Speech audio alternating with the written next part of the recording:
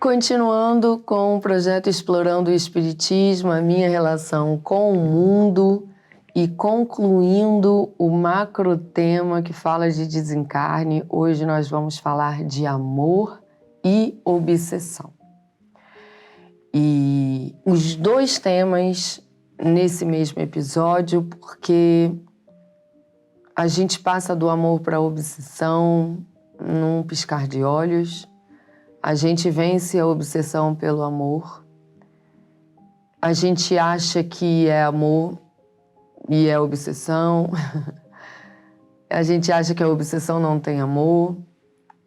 E então hoje a gente vai entender um pouquinho essa relação, né, do amor e da obsessão, considerando então a obsessão como sendo uma ação repetitiva de espíritos que venham querer nos prejudicar, ok? Quando a gente estuda a doutrina, nós aprendemos que o processo obsessivo pode se dar de desencarnado para encarnado, né? Ou seja, eu estou aqui encarnado e posso ser obsidiado por um espírito desencarnado, mas também eu, encarnado, posso obsidiar um desencarnado. Sabia? E eu, encarnado, posso obsidiar o encarnado e o desencarnado pode obsidiar o desencarnado. Porque a obsessão, sendo uma ação repetitiva, intencional em fazer o mal a alguém, todos nós estamos suscetíveis a isso, não é verdade? Quando foi que não sentimos em algum momento uma vontade de prejudicar alguém? Né? Então, todos nós somos candidatos a qualquer momento estar no papel de um obsessor e também do obsediado. Não que todos nós façamos isso sempre, mas é muito mais comum do que a gente imagina.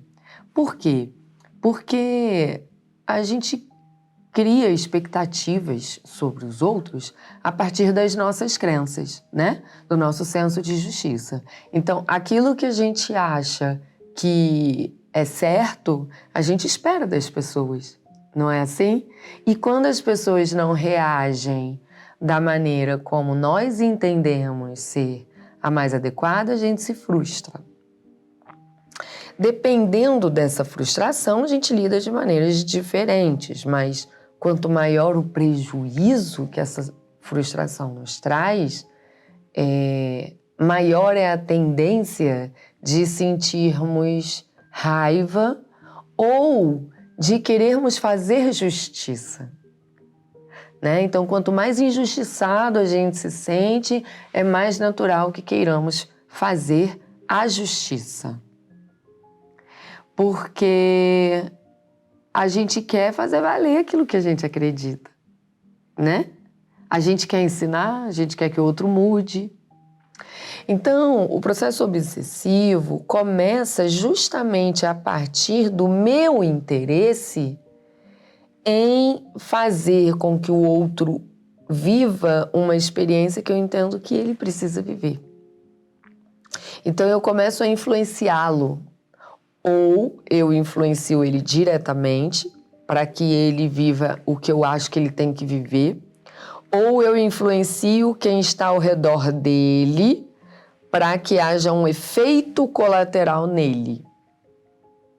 A gente faz isso no trabalho, quando a gente quer prejudicar alguém. Nem sempre a gente quer prejudicar alguém no trabalho com a intenção do mal.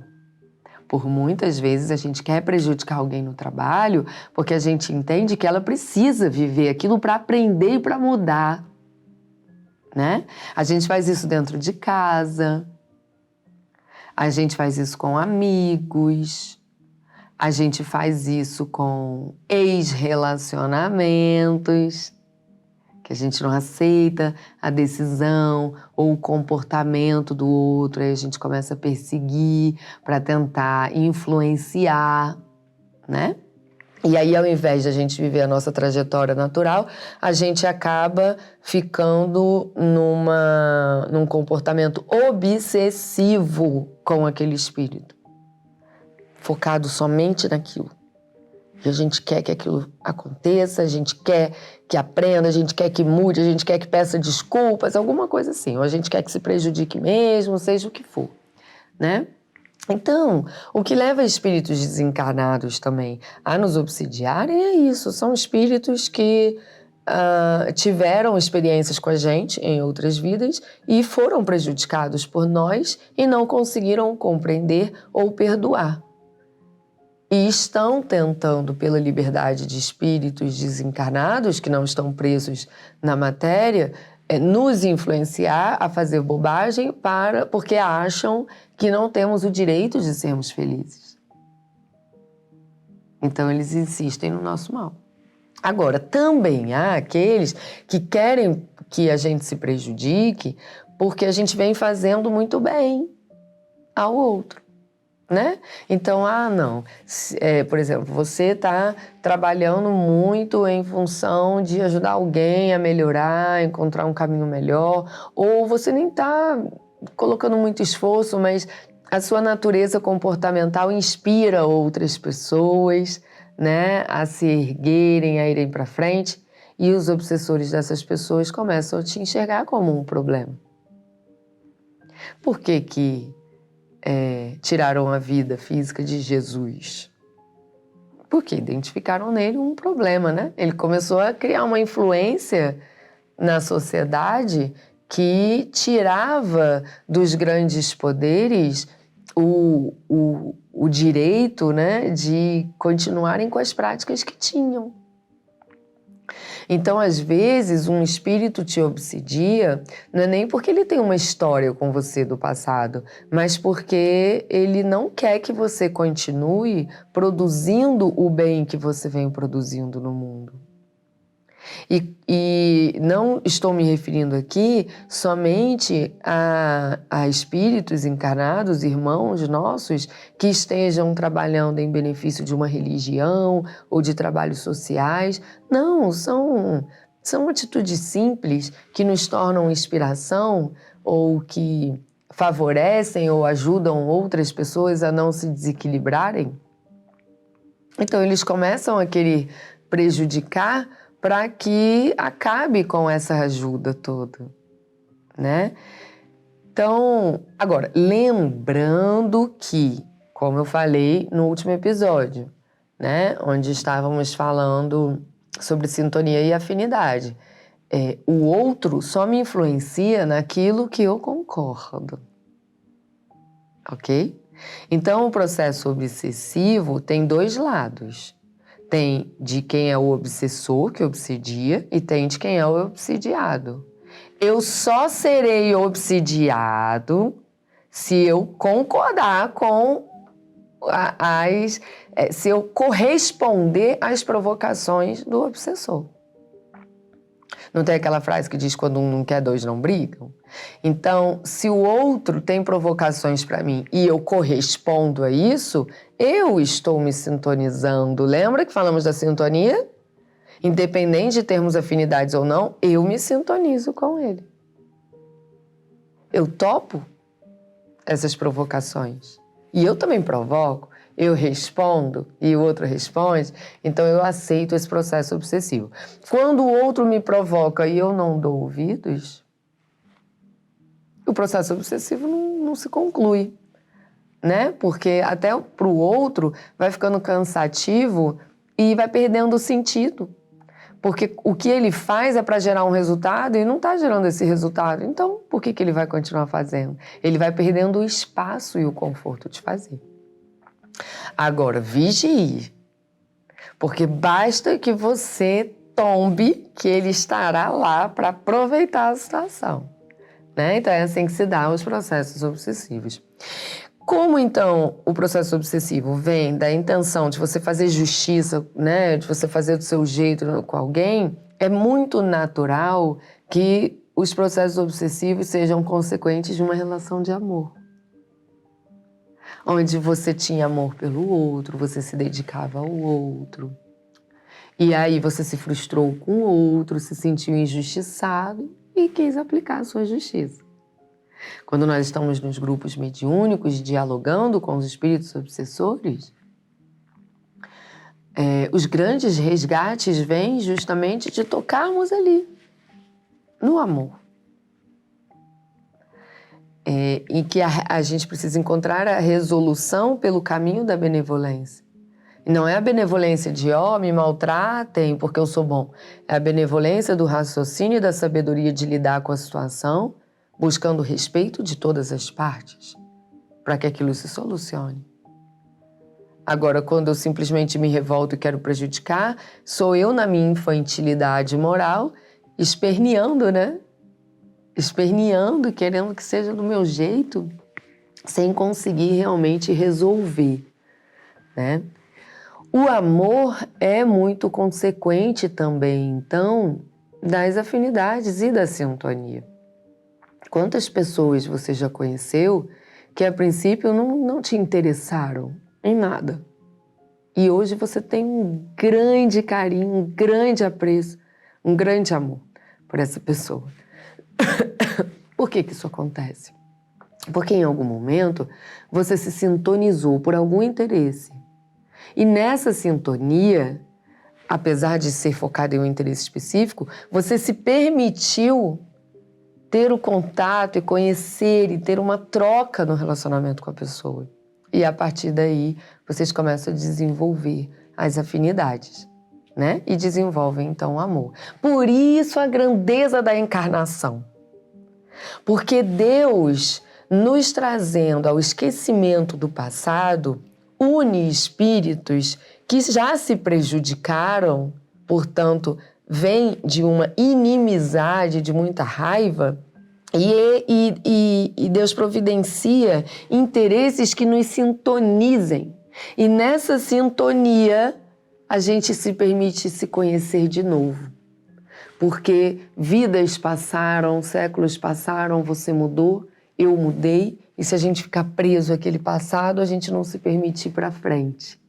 Então, agora eu numa nova roupagem, você numa outra roupagem, e nós dois sintonizados por algum interesse específico, acabamos nos dando o direito de nos conhecer novamente e perceber que mudamos, crescemos, que conseguimos, sim, amar um ao outro. E que aquilo que aconteceu no passado foi um equívoco consequente da nossa ignorância.